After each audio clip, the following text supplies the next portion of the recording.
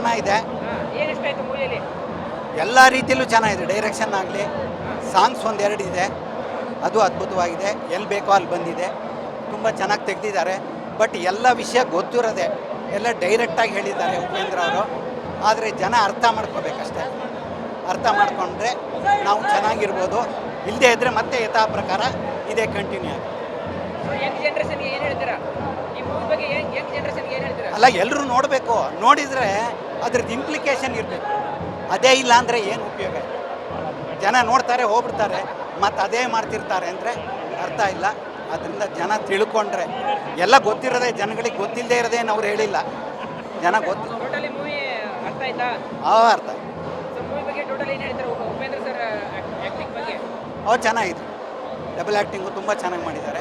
ಅದು ಜನಗಳಿಗೆ ಅರ್ಥ ಮಾಡ್ಕೊಳಕ್ಕೆ ಏನೂ ಇಲ್ಲ. ಅದರಲ್ಲಿ ಡೈರೆಕ್ಟಾಗಿ ಹೇಳಿದ್ದಾರೆ ಏನು ಹೇಳಬೇಕು ಅದನ್ನು ಜನ ಇಂಪ್ಲಿಮೆಂಟ್ ಮಾಡಬೇಕು. ಅದೇ ಇರೋದು ಇಂಪಾರ್ಟೆಂಟ್. ಈ ನೆಕ್ಸ್ಟ್ ಎಲೆಕ್ಷನ್ಸ್ ಬಂದರೆ ಅದು ಹೆಂಗೆ ತೊಗೋತಾರೆ ನೋಡಿ.